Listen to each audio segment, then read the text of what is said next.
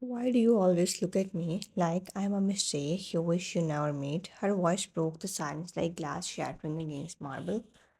For a moment, the only sound was the faint tick of the clock and the slow hum of the rain tapping against the glass wall of his office. Jungkook looked up from behind his desk, his dark eyes meeting hers, cold, unreadable, yet burning with something she couldn't name. Because that's exactly what you are. The words hit harder than a stab. Her chest tightened, but she refused to let him see the pain.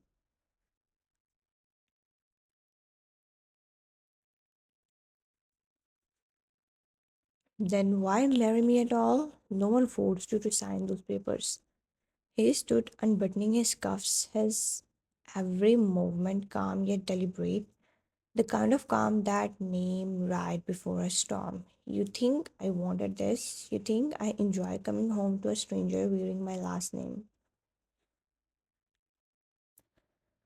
His voice was sharp, controlled, but the tremor beneath it betrayed him. One's fingers curled against her dress, a stranger who's trying to be a wife. He scoffed, stepping closer, his presence consuming the air between them. Don't try wine, don't pretend you care. You don't even know what kind of man I am. Wine met his gaze, refusing to back down. Then show me. The silence that followed was suffocating. He blinked once, as if her words had struck something he had buried deep. Then his jaw tightened and his voice dropped low, dangerous, a warning that carried more weight than shouting ever could. You wouldn't survive knowing the real me.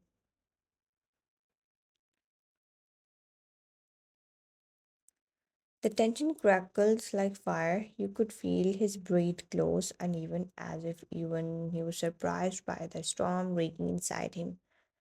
Her heart raced. She hadn't meant to provoke him, but the words slipped out before she could stop them. Maybe I already am.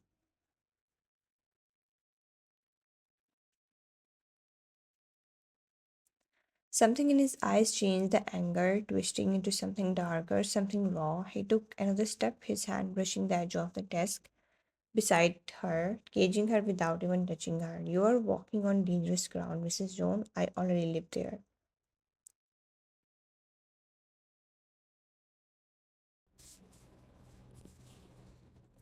A muscle in his jaw twitched. He exhaled sharply, turning away, but not before she caught the flicker of pain in his expression. She followed his gaze to the photograph sitting on his desk, a woman's face smiling back at him. Her breath hissed. It was her stepsister. The realization hit like ice water. Suddenly, something, his hatred, his distance, his bitterness, began to make sense.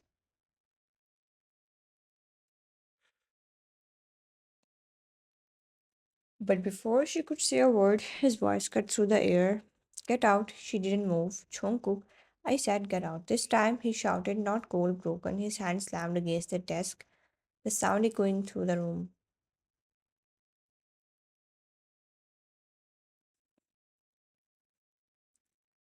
Wine stepped back, startled, but as she turned for the door, her tone shifted softer, barely above a whisper, filled with something he couldn't admit. Stay out of my word, Wine, before I destroy yours too. She paused, her hand on the door handle.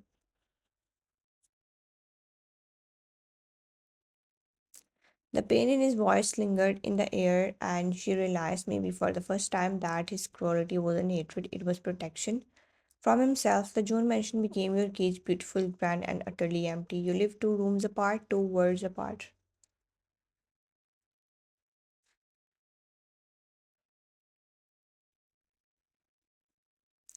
You could hear his footsteps echo in the hallway at midnight, sharp and steady, a reminder that he was close yet untouchable.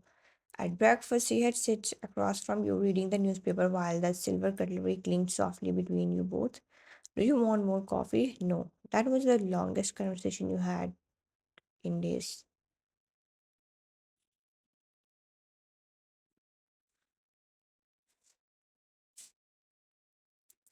He never raised his voice, never touched you, never showed anger, just cold indifference. A man too careful, too distant, as if even a single glance might break the walls he had built around himself.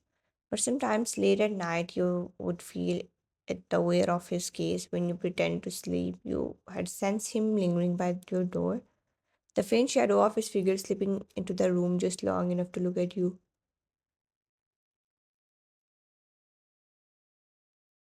You never opened your eyes. You were afraid the moment you did, he would vanish and take that fragile warmth with him. You often wondered what he saw when he looked at you. Did he see the woman he was forced to marry? Or did he see someone else, the ghost of the past he still couldn't let go?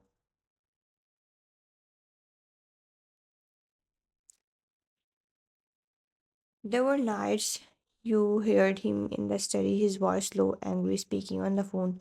I told you it's done. The marriage means nothing. Then silence, a long one, followed by a sigh that didn't sound like the school CEO everyone feared, but like a man quietly breaking. You wanted to ask him what haunted him that much.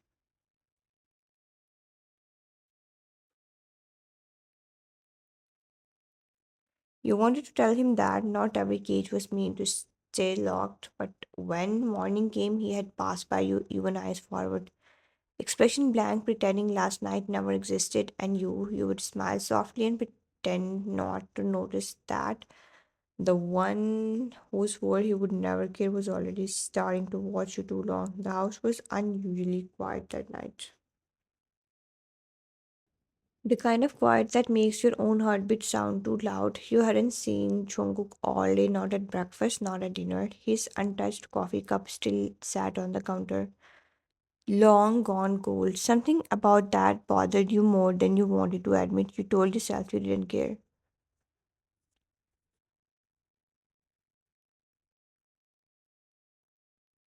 But when the maid accidentally dropped a file near his study, you found yourself picking it up, fingers brushing across the expensive leather folder embossed with his initials. You hesitated at the doorway, his office, his forbidden space.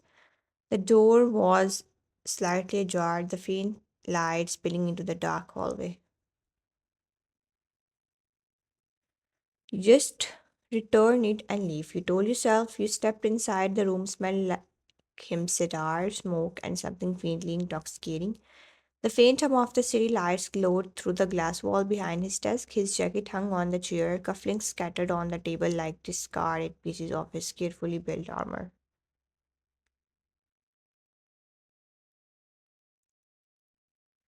You reached for one of them, but before your fingers could touch it, a voice cut through the air, deep, cold, laced with restrained fury. Who told you you could come in here? You spun around. He was standing in the doorway, shirt sleeves rolled up, tie loosened, his dark hair falling slightly over his forehead. His eyes were unreadable, but the way his jaw clenched told you enough.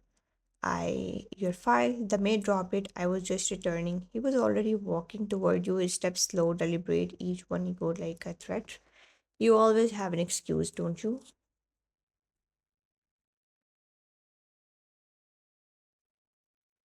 It's not an excuse. I was trying to help. He stopped in front of you too close. The file slipped from your hands and hit the floor between you both. I told you before, he sat quietly. Don't cross my line. When you didn't respond, his hand shot out, catching your wrist.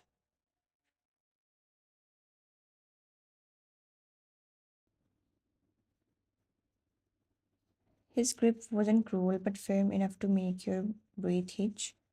He backed you against the wall, his eyes burning into yours. Do you even understand what kind of man you are married to?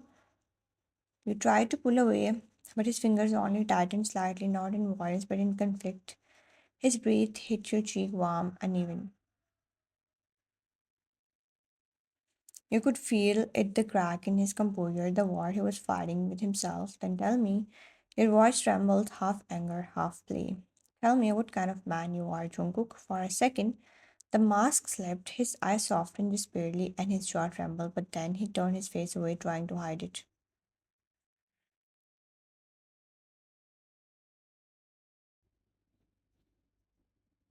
Why do you hate me this much? The question landed between you like a confession. He froze, his grip loosened, his throat bobbed as he swallowed hard, but he said nothing. His silence was louder than his anger and far more painful.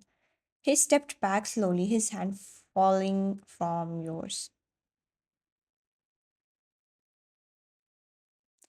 I don't hate you. You blinked, stunned before you could speak. He turned toward the door. His voice was low, almost broken. But I wish I did.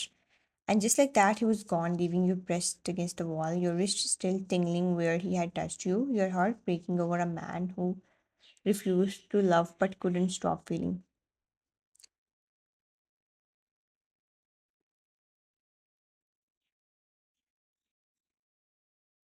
You hadn't mean to overhear, you were just passing by his office door when his voice cut through the quiet like lightning splitting the sky.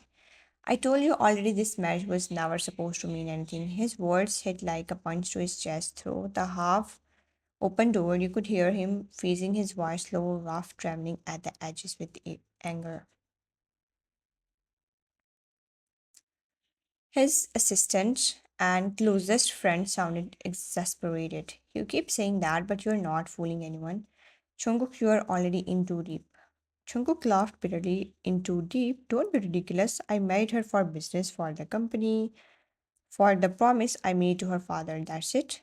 Taeyoung's tone softened.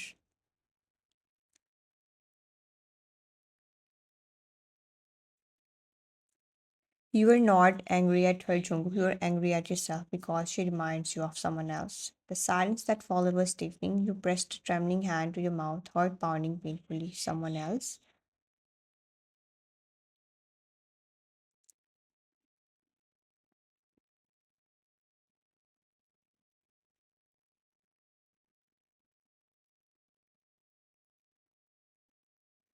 Then Jungkook's voice dropped to a whisper, low, broken, nothing like the cold tone he used with you.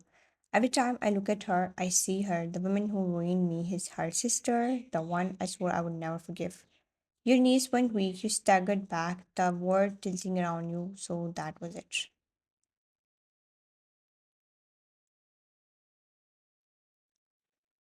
That was why he couldn't look at you, why his words cut so sharp. You were not wine to him, you were a ghost, a reflection of the woman who destroyed him. Tears blurred your vision, as you turned away, careful not to make a sound. The cufflink you had picked up days ago still sat in your pocket, the one engraved with the initials you once shared with your sister. When you reached your room, you collapsed against the door, silent sobs shaking your chest. Now it all made sense. His hatred, his distance, his warning. He wasn't trying to punish you, he was trying to protect himself from remembering her.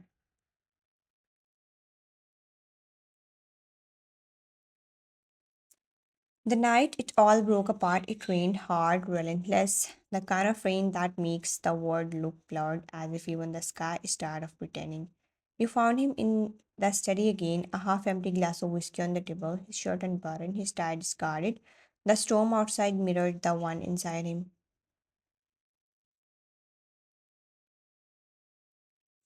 You hesitated in the doorway, holding a cup of coffee still steaming, untouched by the chaos in your chest. You should drink this instead. You will feel better. He didn't look up, just muttered under his breath, voice thick with liquor. Why do you keep giving wine? You shouldn't. You placed the cup down quietly because someone has to.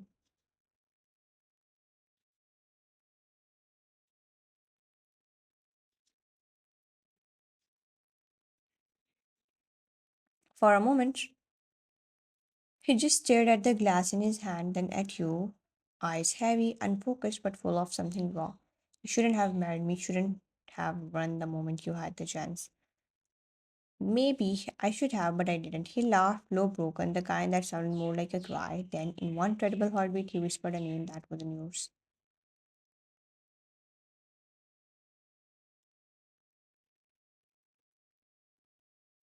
Sarah, you froze. The sound of it burned straight through you. Your stepsister's name soft and mournful on his lips. He looked up, his eyes unfocused as if he didn't even realize what he had said, but you did. The mug slipped from your hand, shattering against the floor. Say that again. He blinked. The haze fading as realization hit him, his face went pale. Wine, I didn't mean. No, you meant it, her voice trembled. thick with tears. You still see her when you look at me, don't you? You still hate me for what she did.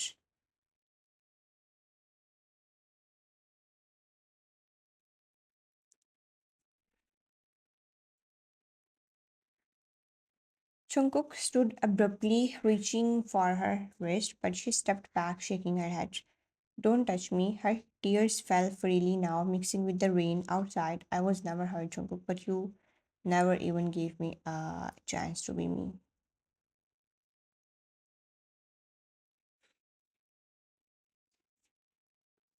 He opened his mouth, but no words came. His eyes glistened, regret, pain, guilt, everything he had been burying finally clawing to the surface.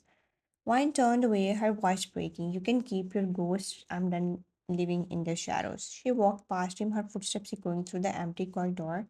He didn't move, couldn't. His throat tightened as the door slammed shut behind her.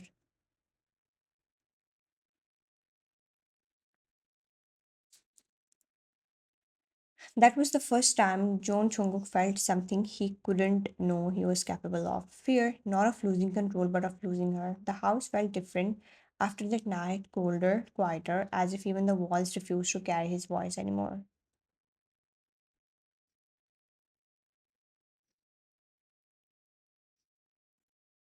You had stopped trying, no more coffee at his desk, no more waiting up for him to come home.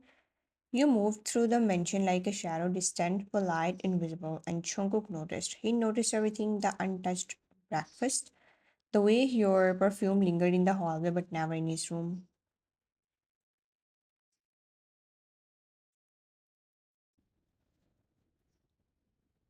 The absence of your soft footsteps outside his door at night, it haunted him. Every morning he found himself staring at the seat across from him, the one you once occupied, his fingers tightening around his coffee cup until the porcelain tends to crack. Theung noticed the change too.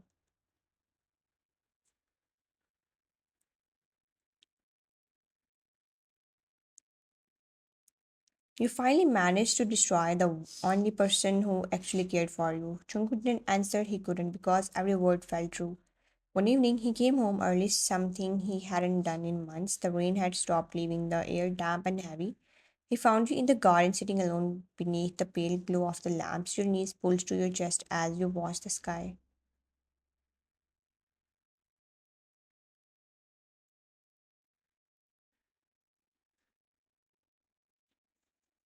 For the first time, he saw you, really saw you, not as Sarah's shadow, not as the unwanted bride, but as the woman who had been slightly breaking beside him. He hesitated at the doorway, unsure how to bridge the distance his own cruelty had built.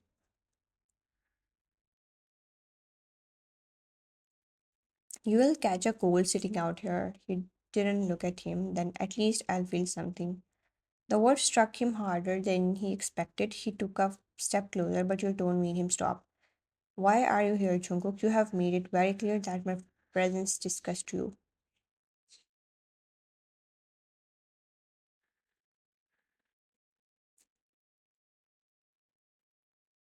Jungkook swallowed, searching for words that didn't sound like lies. I never said that. You turned to face him, eyes swollen but fierce. You didn't have to. Silence stretched between you, thick, suffocating, heavy with everything unspoken.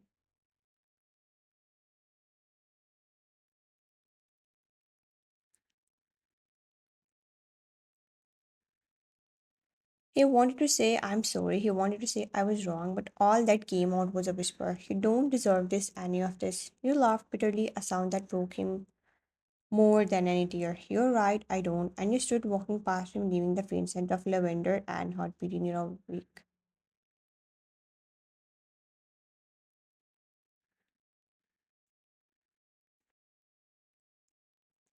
That night, Chungu didn't sleep. He stood by the window, watching the city lights fading to dawn. He remembered every cruel word he had ever thrown your way.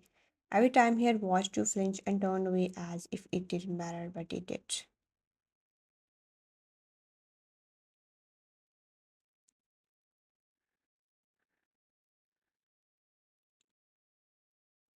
It mattered more than anything when he finally left for work. That morning, he paused outside your door, fingers pushing the wood for a second.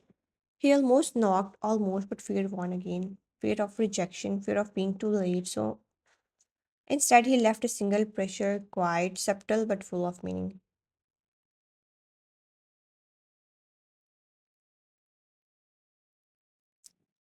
On your breakfast tray, beside the untouched toast, sat a small velvet box inside a silver anklet, delicate, engraved with your name, the same name he had once refused to say. From that day, his silence changed, no longer cruel, now remorseful.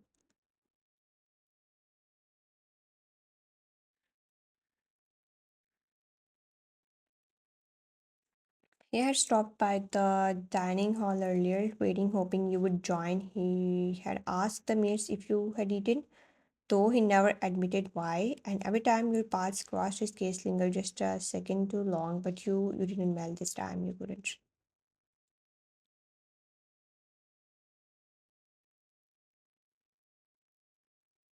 You had loved him in silence for too long. Now it was his turn to wait. Days blurred into weeks, and silence became your only form of communication. He spoke less, you felt less. Two people trapped in the same house, strangers bound by a promise neither of you wanted, yet neither could escape. But what Jungkook didn't know was that you had started packing, not out of hatred but exhaustion. The world outside might not welcome you with open arms, but anything was better than being invisible in your own home.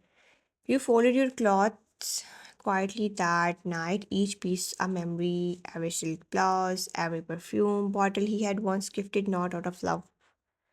The sound of rain echoed faintly against the glass, the same rain that once witnessed your heartbreak. Then came the knock, firm, heavy, familiar. Before you could answer, the door opened, and there was Jungkook.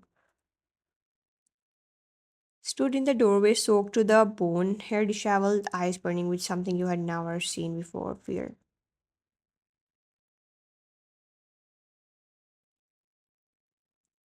You're leaving. You froze, clutching the half sipped suitcase. You made it easy for me. He stepped forward, his voice low but trembling. You think walking away will fix this? What's left to fix, Jungkook? A marriage built on someone else's ghost?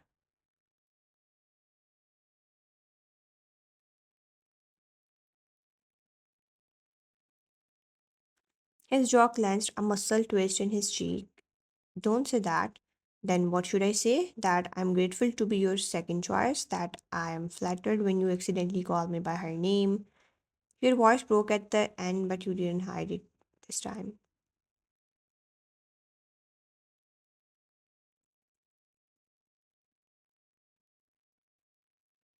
He stared at you, just having hands shaking slightly. The mask he had worn for months was finally cracking. You think I don't hate myself for that? You blinked, caught off guard. Chunk took another step forward, his words raw, unfiltered.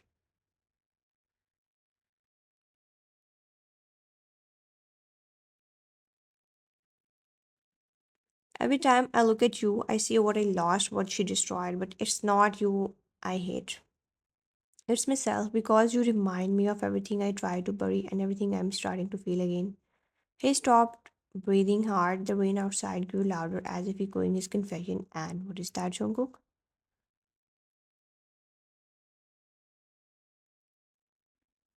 He hesitated, his throat bobbed. For a second, it looked like he might finally say the truth you had been dying to hear, but fear the same, fear that ruined everything, stopped him again. I don't know. You laughed weakly, tears glistening, then find out.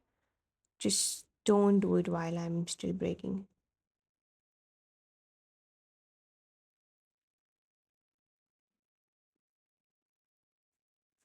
You pushed the suitcase aside and brushed past him, but before you could take another step, his hand caught your wrist, desperate, trembling. Don't go. The words came out almost as a plea, his voice cracking. Give me one reason.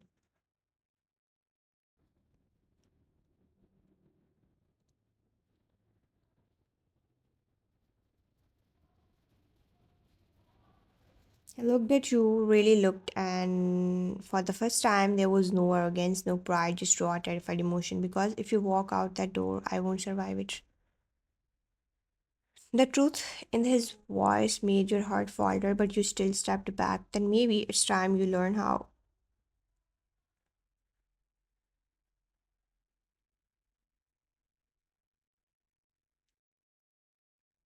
You left him standing there drenched, broken, and silent, watching as the only person who ever loved him walked away. That night, Jungkook didn't sleep. He sat by the window, rain dripping from his hair. Your name going in every thunderclap outside. For the first time in his life, he understood what real fear felt like, not of losing control, but of losing you.